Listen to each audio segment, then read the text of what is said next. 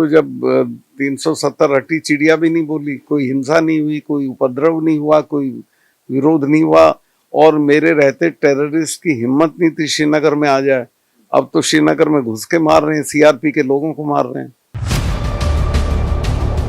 किसान का क्या था, उसकी दो ताकत थी, उसका खेत और उसका जवान, दोनों के रास्ते रोक दिए इसने कि या तो इसको हटा दो सब इकट्ठा होके, नहीं तो फिर खुद सब हट जाओ, खत्म कर देगा सारे सिस्टम को। ये बहुत खतरनाक प्रधानमंत्री है।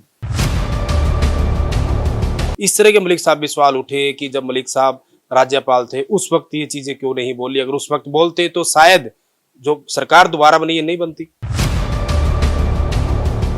जब प्रधानमंत्री का मुझे फोन आया कि सतपाल भाई क्या हुआ, तो मैंने कहा साहब ऐसे ऐसे हुआ, इतने लोग हमारे शहीद हो गए, लेकिन ये होते नहीं, ये हमारी गलती से हुआ। उसी दिन बोला था, तभी इन्होंने कहा कि अब नहीं तुम इस पे चुप रहो। सरकार ने बुला के उसी दिन शाम को सब चैनल्स कहा कि कोई चैनल नहीं दिखाएगा, सरकारी दबाव में है चैनल सब। सुरक्षित नहीं, लोकतंत्र खत्म कर देंगे, अपने को डिक्टेटर घोषित कर देंगे, नासिर और टीटो की तरह कि जनता हमारे साथ है, हमें रोज चुनाव की जरूरत नहीं है, चुनाव खत्म कर देंगे, सारी जगहों पे आरएसएस के लोगों को बिठा देंगे, सारी संस्थाएं खत्म कर देंगे। फार्मूला ये है कि जहां बीजेपी का उम्मीदवार हो उसके मुकाबले किसी भी पार्टी का हो, एक हो, दूसरी पार्टी ना लड़े हों, तो ये हार जाएगा। पूर्व राज्यपाल चौधरी सत्यपाल सिंह मलिक जी हमारे साथ है। मलिक साहब पहले तो बहुत बहुत स्वागत है आपका हमारे चैनल पर। धन्यवाद आपको बहुत बहुत। मलिक साहब, जब से आपने पुलवामा को लेकर बयान दिया है और द वायर में जो इंटरव्यू दिया, उसके बाद चाहे हम गांव की बात करें, देहात की बात करें, हर बच्चे से लेके हर गांव देहात के शहर के लोग आपकी ही चर्चा कर रहे हैं। लेकिन जिस तरीके से आपने इतनी बड़ी बात और इतने बड़े आरोप जो सरकार पर लगाए, और इतने दिन बीत जाने के बाद भी जिस तरीके से हम जिम्मेदार आदमियों की बात करें, चाहे प्रधानमंत्री की बात करें, रक्षा मंत्री की बात करें, फिर अजीत डोभाल की बात करें, उनकी तरफ से कोई बयान नहीं आया। वो जवाब दे नहीं सकते इसका, क्योंकि मैं सही बोल रहा हूँ।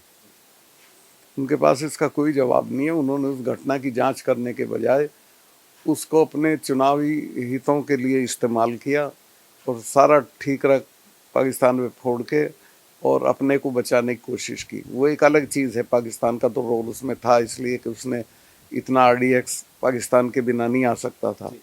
लेकिन बाकी तो हमारी गलतियों से मरे जवान। तो अगर आप उनको जहाज दे देते थोड़े ना मरते वो।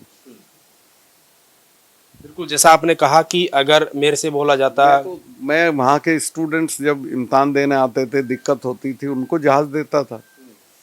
सरकार के लिए कोई दिक्कत होती क्या? और वो तो सैनिकों की बात थी। लगातार हम आपके बयान सुनते रहे, जब आप राज्यपाल रहे अलग अलग राज्यों के, तो आप तो हमेशा कहते थे अगर कोई घूमने आएगा तो मैं राजभवन उनके लिए खुलवा दूंगा, अच्छी व्यवस्था करूंगा। तो आम लोगों की भी आप इतना ध्यान रखते, तो सैनिकों की बात नहीं, सैनिकों के लिए तो सब कुछ किया जा सकता था, और उनकी जहां उनकी जान खतरे में हो वहां तो कोई दिक्कत ही नहीं थी। तो मलिक साहब, जैसे ये इस बात की बात करें, जब पुलवामा हादसा हुआ और जो हमारे जवानों की कहने की शहादत हुई, इस तरह के मलिक साहब भी सवाल उठे कि जब मलिक साहब राज्यपाल थे उस वक्त ये चीजें क्यों नहीं बोली, अगर उस वक्त बोलते तो शायद जो सरकार दोबारा बनी ये नहीं बनती। नहीं, मैंने तो उसी वक्त बोला था, सेम डे बोला था। जब प्रधानमंत्री का मुझे फोन आया कि सतपाल भाई क्या हुआ, तो मैंने कहा साहब ऐसे ऐसे हुआ, इतने लोग हमारे शहीद हो गए, लेकिन ये होते नहीं, ये हमारी गलती से हुआ। उसी दिन बोला था, तभी इन्होंने कहा कि अब नहीं तुम इस पे चुप रहो। बिल्कुल मलिक साहब, जब से आपने बयान दिया है, हम चाहे खाप पंचायतों की बात करें, गांव देहात के लोगों की बात करें, हर किसी के दिल में आप कहीं ना कहीं घर कर रहे हैं, हर किसी के दिल में बस रहे हैं। लेकिन क्या आपको मलिक साहब ऐसा कोई डर नहीं लगा, क्योंकि इतनी बड़ी बात और कहना, क्योंकि होता ना भाई, सीआईडी या कोई भी नेता है, चाहे विपक्ष के लोगों की बात करें, जब कोई मुद्दा उठाते तो कहीं ना कहीं सीबीआई या कोई और इस तरह की चीज़ों में उलझा ली देता। मैं ये मुझे बहुत तरह से नुकसान पहुंचाने की कोशिश कर रहे हैं, लेकिन मैं डरता नहीं हूँ उससे। मुझे उसका कोई खतरा नहीं है। मेरी सारी सिक्योरिटी विड्रॉ कर ली इन्होंने। ये चाहते हैं कि साला मर जाए, लेकिन लोगों की भावनाएं आपके साथ है। अभी आप कॉन्स्टिट्यूशन क्लब में थे, वहां भी मैं सुन रहा था, और जिस तरीके से वहां एक वक्ता ने बोला आपके बारे में, कि जब मलिक साहब ने ये बयान नहीं दिया था, उससे पहले इंटरव्यू के पहले की बात करें तो इतने सारे चैनल, इतनी सारी माइक आइडियां आ जाती थी। अब कहीं ना कहीं वो उनमें तो सरकार ने बुला के उसी दिन शाम को सब चैनल्स कहा कि कोई चैनल नहीं दिखाएगा। सरकारी दबाव में है चैनल सब। ये तो आप जैसी चैनल्स या जो वो जो मीडिया होता है क्या, सो उसके जरिए बात फैल रही, बाकी तो इन्होंने तो सब बंद कर रखा है। मलिक साहब, जैसे मैंने कहा कि गांव के बच्चे बच्चे की जुबान पर सत्यपाल मलिक साहब का नाम है, लेकिन मलिक साहब आप कैसे देखते हैं, क्योंकि अभी हाल ही में आपने बयान दिया कि जिस तरीके से जिस हाथ में देश है उनके हाथों में देश सुरक्षित नहीं है। सुरक्षित नहीं है, लोकतंत्र खत्म कर देंगे, अपने को डिक्टेटर घोषित कर देंगे, नासिर और टीटो की तरह कि जनता हमारे साथ है, हमें रोज चुनाव की जरूरत नहीं है, चुनाव खत्म कर देंगे, सारी जगहों पे आरएसएस के लोगों को बिठा देंगे, सारी संस्थाएं खत्म कर देंगे। क्योंकि आपने कहा कि गलती और आगे का बताता हूँ मैं, ये खेती को बिल्कुल खत्म कर देंगे, गैर मुनाफिक कर देंगे ताकि किसान इसको छोड़ भगे और इसको कॉरपोरेट में दे देंगे। फौज को कर ही दिया इन्होंने, फौज में आपके लड़के जाते थे, अब जाने की कोई सेंस ही नहीं रही, 4 साल के लिए जाएंगे, तो ये सब बर्बाद कर देंगे। फौज का आपने जिक्र किया मलिक साहब, मैंने भी आपका बयान सुना था। अग्निवीर को लेकर भी जब तो आप राज्यपाल थे तब भी आपने कहीं उसका विरोध किया, तो बयान दिया था। जी, अग्निवीर इसीलिए देख, किसान का क्या था, उसकी 2 ताकत थी, उसका खेत और उसका जवान, दोनों के रास्ते रोक दिए इसने। जिस तरीके से आपने बयान दिया और लगातार आपने भी अमित शाह का इंटरव्यू सुना होगा, उन्होंने कहा कि जब वो राज्यपाल थे, सरकारी पद पर थे, तब मलिक साहब की आत्मा जागृत क्यों नहीं हुई। तो मेरी तो जागृत उसी दिन थी, अब उनको याद नहीं है तो मैं क्या करूं भाई। जिस दिन ये घटना घटी थी, आप तो पढ़े लिखे लोग, उसी दिन मैंने ये बयान दिया था, तभी तो ये नौबत आई प्रधानमंत्री को ये कहने की कि नहीं चुप हो जाओ। तो मलिक साहब, जो हादसा हुआ हालांकि बहुत दुर्भाग्यपूर्ण था और इस तरह की और भी चीजें हैं। एक तरफ जहां कहीं ना कहीं प्रधानमंत्री नरेंद्र मोदी बेटी बचाओ बेटी पढ़ाओ की बात करते हैं, भ्रष्टाचार मुक्त भारत की बात करते हैं, इनके दावे और असलियत कितना फर्क देखते। कितना क्या धरती आसमान का फर्क है, इनके कहने और करने में कोई रिश्ता ही नहीं है। जैसे आपने जम्मू कश्मीर में आप लंबे समय तक रहे, किस तरह के हालात वहां थे आपके रहते, क्योंकि आपने कहा कि जैसा मेरे रहते तो जब 370 हटी चिड़िया भी नहीं बोली, कोई हिंसा नहीं हुई, कोई उपद्रव नहीं हुआ, कोई विरोध नहीं हुआ, और मेरे रहते टेररिस्ट की हिम्मत नहीं थी श्रीनगर में आ जाए। अब तो श्रीनगर में घुस के मार रहे हैं, सीआरपी के लोगों को मार रहे हैं। मैंने बता ही दिया, भविष्य ये है कि या तो इसको हटा दो सब इकट्ठा होके, नहीं तो फिर खुद सब हट जाओ, खत्म कर देगा सारे सिस्टम को। ये बहुत खतरनाक प्रधानमंत्री है। क्योंकि मलिक साहब, जैसे आपको लेकर जहाँ कहीं ना कहीं लोग आपके साथ है भावनात्मक रूप से हर तरीके से, वहीं कहीं ना कहीं नेगेटिव लोग भी होते हैं। कुछ लोग इस तरह की बात भी मलिक साहब कह रहे हैं कि जैसे आप राज्यपाल थे पहले, अब कहीं ना कहीं आपका कार्यकाल पूरा हुआ, आगे की राजनीति कैसे करें, इस तरीके से, इसके लिए मलिक साहब इस तरह की बातें बोल रहे हैं, इस तरह के आरोप भी चर्चाएं होती है। भाई चर्चा जो गधेपने की कोई बात करे उसका मेरे पे कोई इलाज नहीं है। मैं कोई पार्टी नहीं ज्वाइन करूंगा, मैं चुनाव नहीं लड़ूंगा, तो मेरा और क्या उद्देश्य हो सकता है। जिस तरीके से आपने विपक्ष की पार्टियों का जिक्र किया कि सबको एकजुट होना चाहिए, एक साथ आना चाहिए, और एक बहुत बड़ा बयान आपने दिया कि 2024 में ये जो व्यक्ति है नरेंद्र मोदी, ये प्रधानमंत्री नहीं बनेगा। हाँ, नहीं बनेगा, ये हार जाएगा अगर एक के मुकाबले एक कैंडिडेट खड़ा हो जाएगा तो। थोड़ा विस्तार से बताएं लोगों को भी उसका क्या फॉर्मूला। फार्मूला ये है कि जहाँ बीजेपी का उम्मीदवार हो उसके मुकाबले किसी भी पार्टी का हो, एक हो, दूसरी पार्टी ना लड़े हों, तो ये हार जाएगा।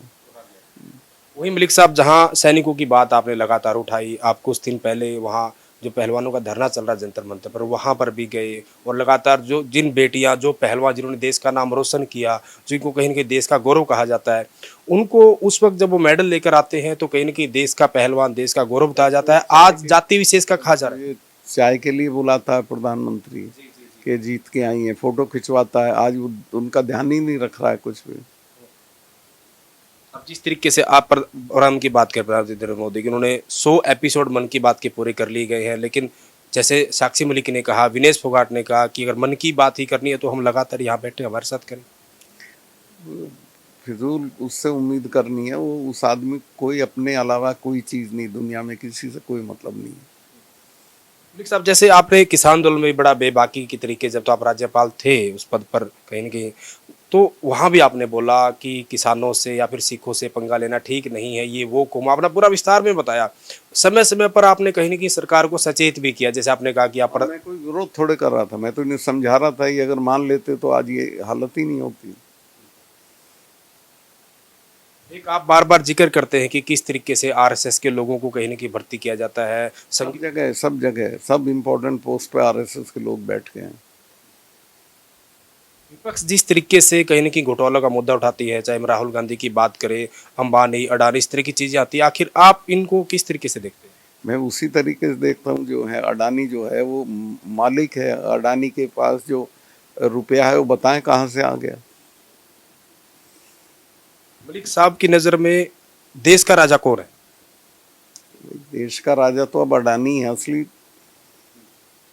या मोदी जी हैं, एक ही हैं, दोनों अलग अलग नहीं हैं। कहीं ना कहीं जिस तरीके से कहा जा रहा है, जो बीजेपी के नेता, वरिष्ठ नेता आपके साथ भी रहे हैं पहले, कि कहीं ना कहीं कैसे भारत को मजबूत किया जाए, जो रक्षा मंत्री की हम बात कर रहे थे उनकी बात थी कि पहले जिस तरीके से पहले की जब सरकारें होती थी, जो विदेशी देश है, कहीं ना कहीं खास पाकिस्तान की ही बात करें तो हमारे सैनिकों के सिर कट कर आते थे, इस तरह की चीज़ होती, लेकिन हमने कहते वो बदलाव कर दिया है, अब जो भारत है वो मजबूत हो गया। कहाँ बदलाव कर दिया है? अभी मारे वहाँ राजौरी में 5 सिपाही मारे, हमारे 5 सिपाही 5 दिन पहले ही मारे हैं। मलिक साहब, एक अंतिम में क्योंकि इस तरह की बात आपके इंटरव्यू काफ़ी हो चुकी है, वो सब लोगों ने देखे भी हैं, हमारी भी इच्छा थी आपसे बातचीत करें, अगर आप थोड़ा सा समय और हमें दें कि आपके थोड़े थोड़े राजनीतिक जीवन की चीज़ें, क्योंकि आप शुरू से ही, जहाँ तक मुझे जानकारी है, 26 साल की उम्र में, जी जी, शॉर्ट में, जैसे 26 साल की उम्र में आप विधायक बने, आप राज्यसभा सांसद रहे, लोकसभा रहे। मैं सबसे पहले तो कॉलेज में प्रेसिडेंट रहा यूनियन का, वहीं से मुझे चरण सिंह जी ने पिकअप किया और एमएलए लड़ा दिया। वो सीट वो जीत नहीं रहे थे, पिछले 3 चुनाव से मैं जीत गया। उसके बाद मैं एमपी रहा, राज्यसभा में रहा, मिनिस्टर रहा, फिर मैंने बोफर्स के सवाल पे राज्यसभा छोड़ दी थी, फिर चुना गया, फिर मंत्री रहा, फिर मैं गवर्नर रहा 5 जगह। तो मलिक साहब, बहुत बहुत शुक्रिया आपका बात। धन्यवाद, आप बहुत मेहरबानी। मलिक साहब का स्वास्थ्य भी कहीं न कहीं बिल्कुल ठीक नहीं है, और फिर भी मलिक साहब ने हमारे गुजारिश पे, आग्रह पे हमारी बात को माना और हमें मौका दिया, और जो सवाल लगातार जिस तरीके से उठाए जा रहे हैं, और जैसा मलिक साहब ने कहा कि सिर्फ सोशल मीडिया को छोड़कर या फिर आम लोगों को छोड़कर कहीं न कहीं जो जितने बड़े आरोप, जितनी बड़ी चीज़ें, या फिर यूँ कहीं जो सच्चाई इन्होंने बताई है, उसको लेकर सरकार के कान पर अभी तक भी कोई जू नहीं रहेंगी। इतने दिन हो गए हैं, ये कोई छोटा मामला नहीं था, लेकिन जैसा आपको सबको पता है कि हर किसी की जुबान पर, जब से मलिक साहब ने वो मुद्दा उठाया, हर किसी की जुबान पर सिर्फ यही मुद्दा है कि आखिर इतनी बड़ी चूक, और उस चूक का चुनाव में जिस तरीके से फायदा उठाया गया, ये तमाम की तमाम चीज़ें किसी छुपी हुई नहीं है, और मलिक साहब तो बेबाकी से इन चीज़ों को बार बार कहते भी हैं। इस बार इस मुलाकात में इतना ही। अगली बार हम मलिक साहब से फिर एक विस्तार से बातचीत करेंगे, और मलिक साहब को लेकर जितनी भी चीज़ें हैं, जब राजनीति इन्होंने शुरुआत की छात्र जीवन से ही, और वो सारी की सारी चीज़ें आपको अलग से एक उसका इंटरव्यू में आपको जरूर बताएंगे। वीडियो जर्नलिस्ट विकास कुमार के साथ सुरेंद्र नैन, बिंदास हरियाणा।